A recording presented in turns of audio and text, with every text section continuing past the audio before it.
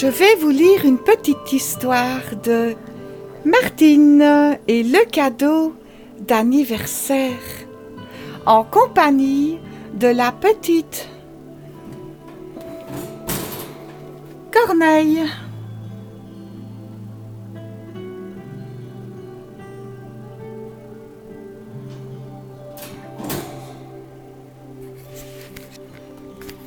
Martine et le cadeau d'anniversaire. Ce mercredi-là, il pleuvait. Martine avait mis son ciré jaune et ses bottes vertes pour sortir avec sa maman. Elles allaient toutes les deux choisir une commode dans un drôle de magasin, plein de vieilles choses. Cela s'appelait le grenier. Un nom qui faisait penser à Fouillis. Martine aimait les gâteaux, les poupées et les fouillis. Justement, pendant que sa maman discutait avec la vendeuse, Martine fouillait enfin. Elle fouillait des yeux parce qu'on n'avait pas le droit de toucher. Et elle découvrait des choses bizarres, des vieux chapeaux, des pendules dont elles avaient envie de bouger les aiguilles des fleurs séchées. Une marionnette rouge sur un piano et des poupées.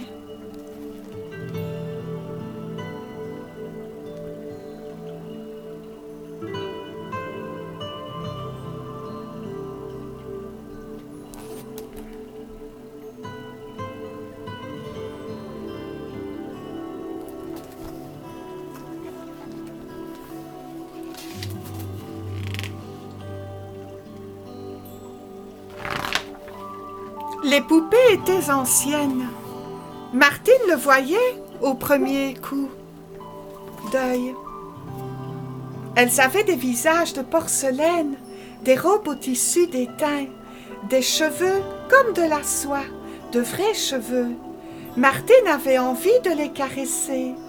Elle tendit la main. « Non, Martine, » dit sa maman, qui avait certainement des yeux derrière la tête. Martine baissa la main, mais s'approcha davantage. La plus jolie était assise dans un fauteuil de paille. Elle avait les épaules enveloppées d'un châle.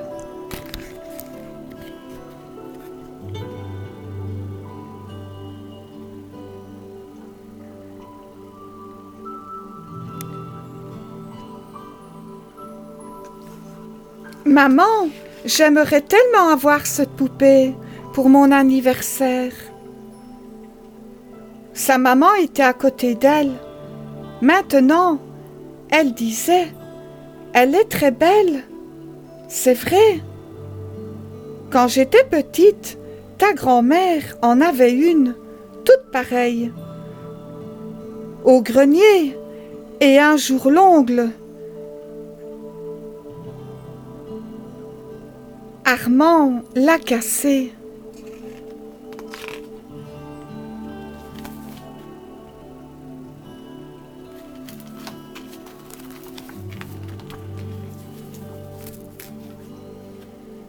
Martine sentait son cœur battre très fort. Sa maman comprenait. Elle demandait à la vendeuse « Combien coûte-t-elle celle-ci » Dans sa tête et dans son cœur, Martine avait déjà baptisé la poupée, Elisabeth. En même temps, ses bras la picotaient, comme envahis par des fourmis, tellement elle avait envie de la serrer contre elle, de la câliner. La vendeuse souriait. « Je suis désolée, madame, mais ces poupées sont vendues. Un collectionneur les a vues dans la vitrine. Il doit revenir les prendre ce soir. »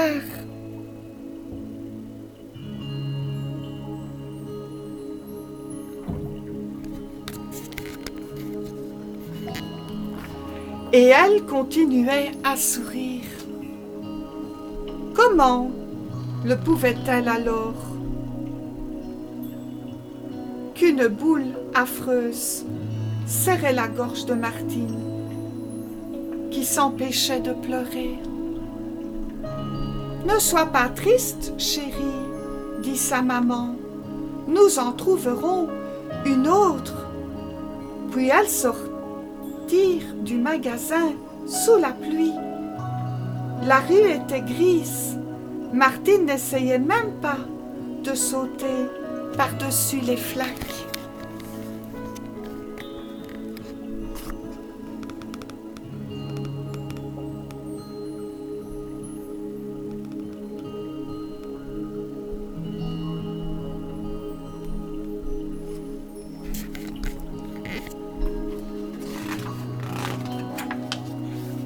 Si on s'offrait une petite tarte aux noix? Martine remuait la tête. Non, non. À la banane alors? Non, non. Continuait à faire la tête de Martine. Tu es malade, ma puce? J'ai du chagrin. Personne au monde n'était capable de mesurer ce chagrin. Un vrai, un grand, un chagrin à vous couper l'envie des gâteaux.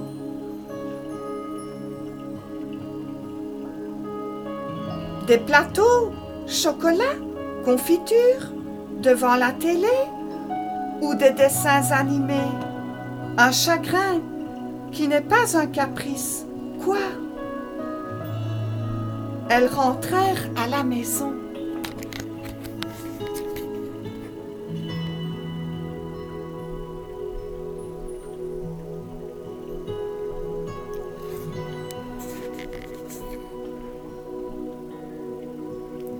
Dans la soirée, un monsieur vint livrer la commode, achetée par maman.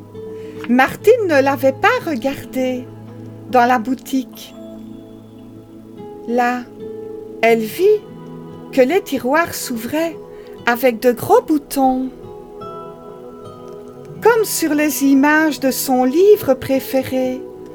Alors elle oublia une seconde la poupée et ouvrit le premier tiroir.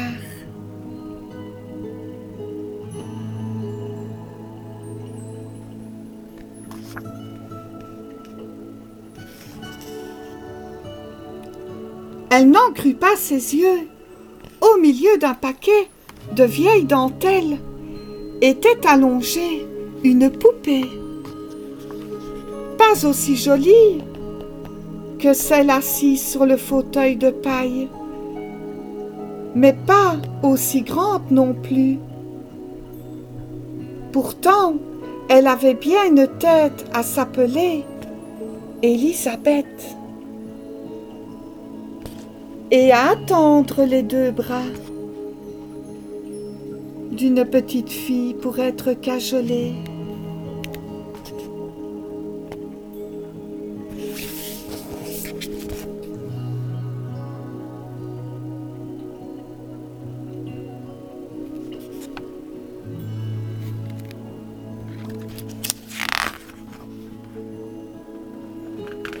Martine était seule. Sa maman était redescendue avec le livreur. Vite, elle prit la poupée et courut la cacher sous son lit. Quand elle revint en courant, sa maman dit « Tiens, ils ont oublié de vider la commode. » Avant de la livrer, elle tenait les vieilles dentelles à la main.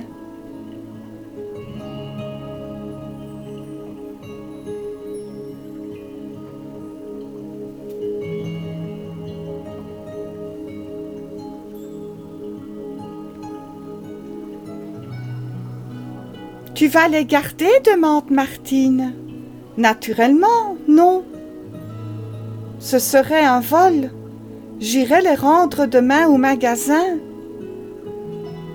Bon, Martine non plus n'était pas une voleuse, et cependant, elle pensait « Élisabeth est à moi, c'est ma poupée.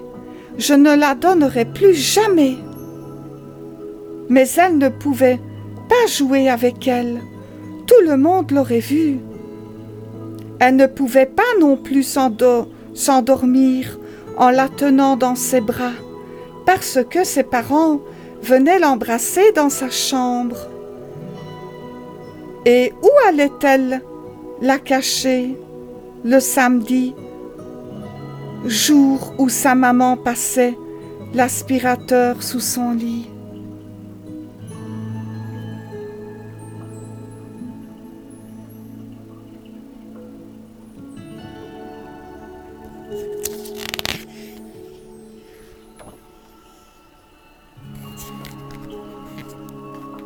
Martine eut des cauchemars terribles toute la nuit, puis encore la nuit suivante.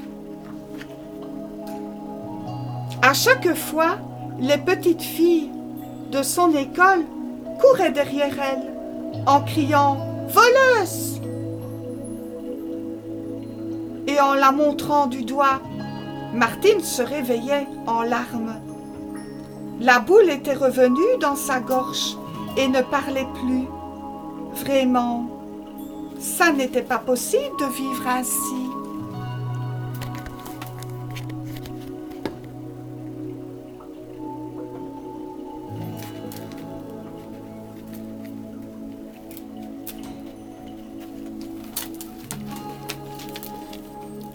« Ça ne va pas, Martine ?» questionne la maîtresse en classe. « Ça ne va pas, Martine ?» s'inquiétaient ses parents à la maison. Non, ça n'allait pas. Et Martine savait bien ce qu'elle devait faire. C'était affreux, réellement affreux, mais il n'y avait pas d'autre solution. Elle attendit que sa maman sorte donner des graines aux oiseaux dans le jardin.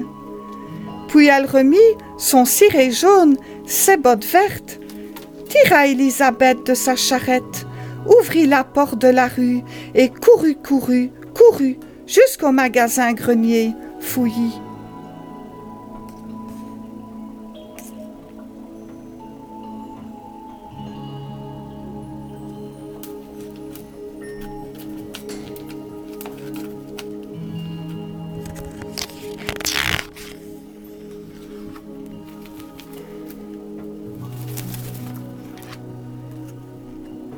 Il y avait un grand monsieur barbu à la place de la vendeuse de l'autre jour.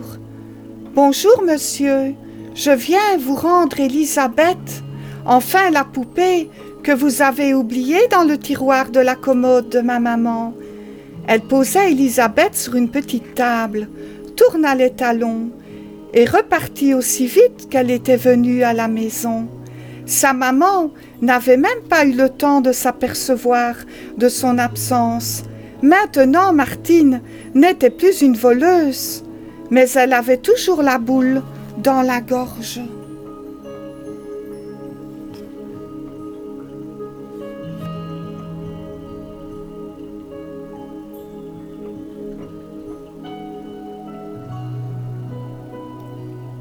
Elle s'allongea sur son lit.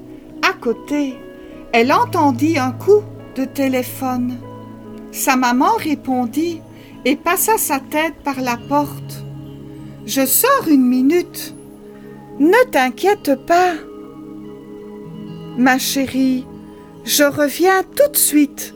Je suis malade et je serai malade le reste de ma vie, » pensait Martine. Sa maman pouvait sortir autant qu'elle le voulait. Elle ne bougeait plus, jamais, et elle finit par s'endormir. « Martine, tu viens ?» C'était déjà l'heure de dîner. Martine passa de l'eau sur ses yeux rouges et se décida à rejoindre ses parents dans le séjour. Mais que se passe-t-il? Mamie était là aussi, et tante Delphine, et tonton Guillaume.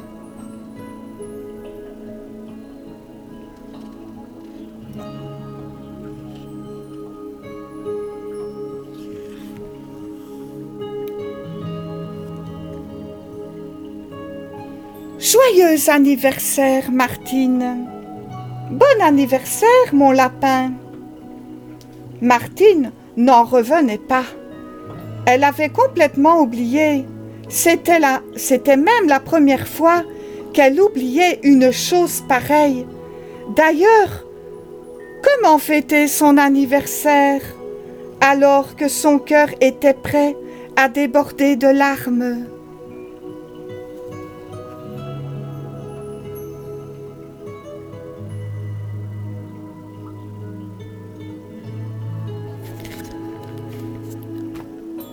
Ils avaient tous des cadeaux dans les bras et maman souriait. Tu vas être contente par politesse. Martine défie les emballages. Il y avait des puzzles, des livres, des bonbons, comme d'habitude.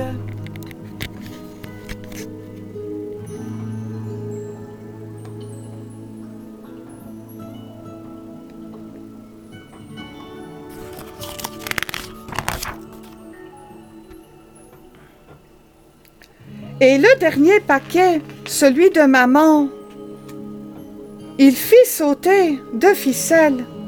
Oh, Elisabeth était là, au milieu des papiers de soie. Tu as de la chance, expliquait sa maman. Les gens de cette boutique ont été très aimables. Je leur avais demandé de me prévenir s'ils trouvaient une autre poupée. Avant ce soir, et tout à l'heure, un monsieur a téléphoné. Martine serrait Elisabeth contre son cœur. Elle n'avait plus de boule dans la gorge. Elle trouvait la vie tellement belle qu'elle avait envie de chanter, et dans les yeux de verre de la poupée de porcelaine, il y avait aussi un sourire heureux, parce que les poupées, bien sûr, aimaient toujours les petites filles, qui les aimaient très fort.